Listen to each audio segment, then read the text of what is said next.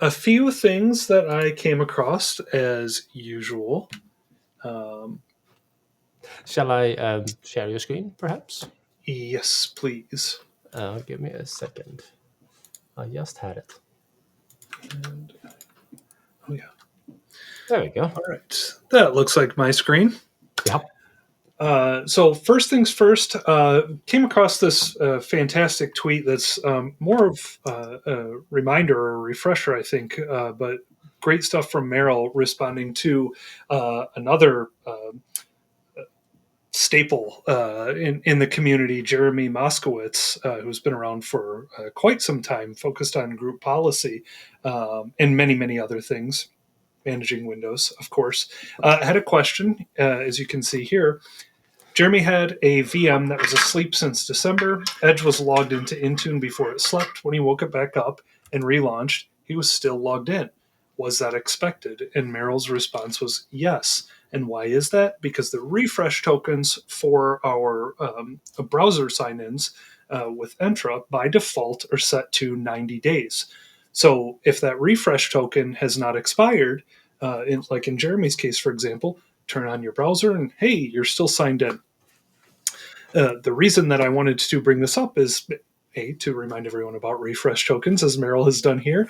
But he also pointed out some of the things that we can do, especially for our portals, how we can protect them across the various licenses, Entra licenses that we have available to us.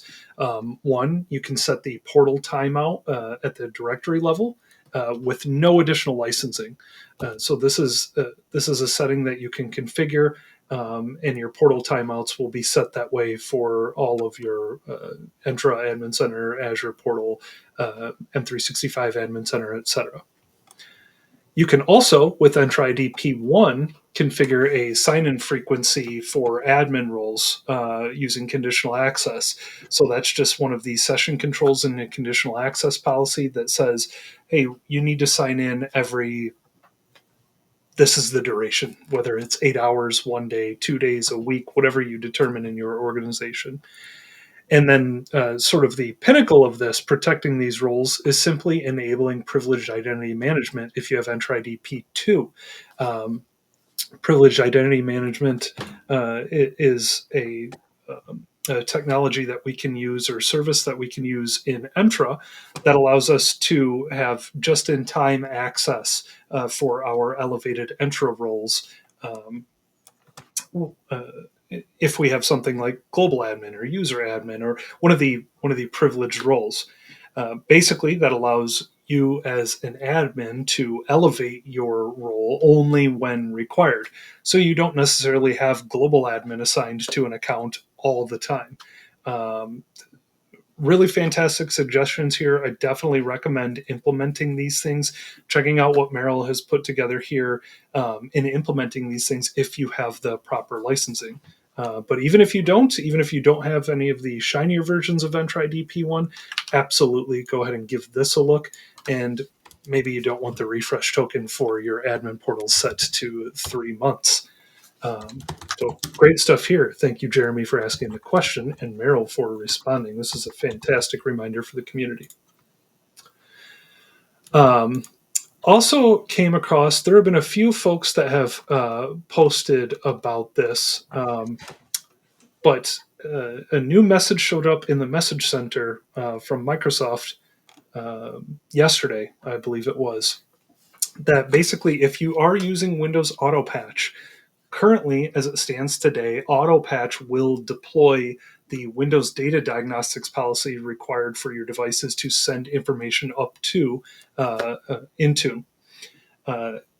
Starting March 3rd, that will no longer be the case. And that's only a couple of weeks away.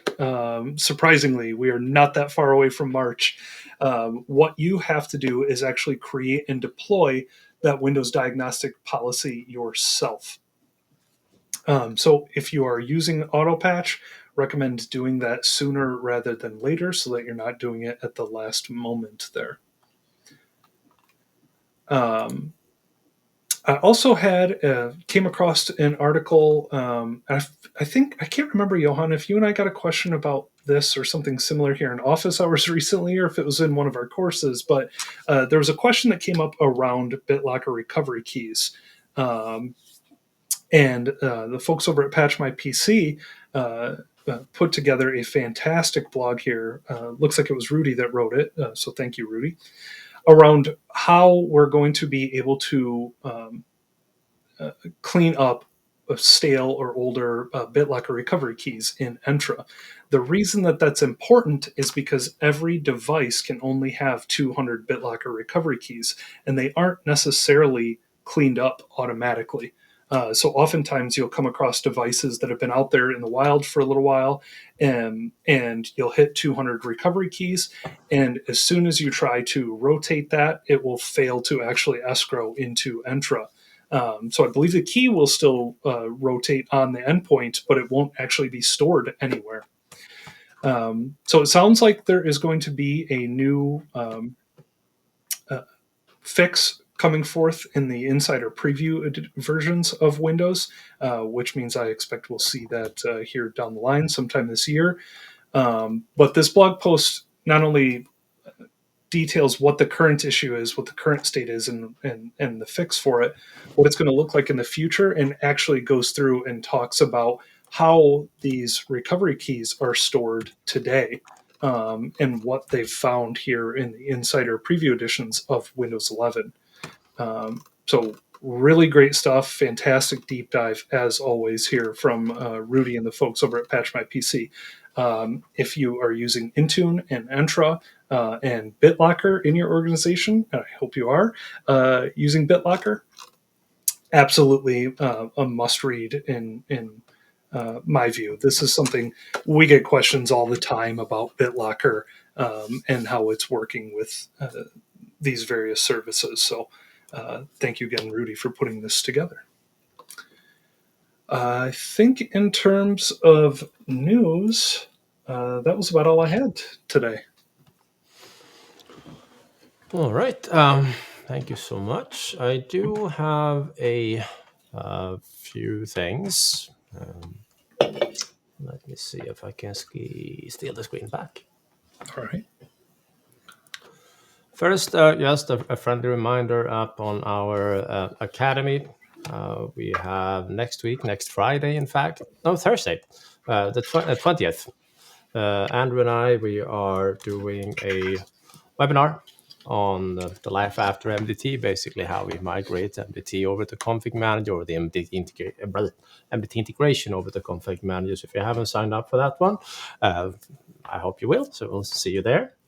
Also worth mention, we have mentioned this a few times here on the office hours, but we have a technical forum. It's free for anyone to join and post and ask questions and whatnot. But Lindsay posted earlier today just a friendly reminder about the technical takeoff that Microsoft is organizing on March 3 to 6 here. So these are usually just fantastically good sessions.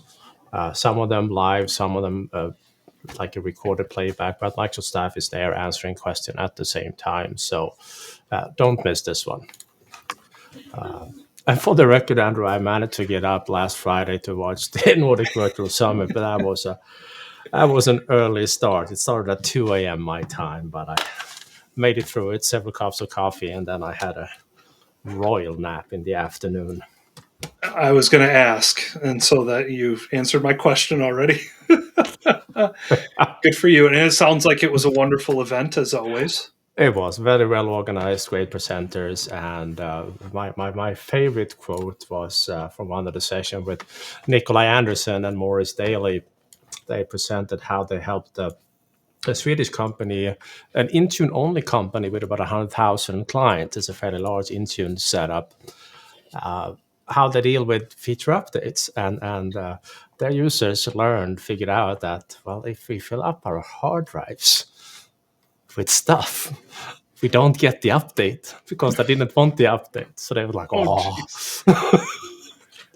creativity never stops amazing me, but that was just really? Is that the best solution you can come up with not to get Windows 11? Amazing. Anyway, I thought it was fun. Yeah.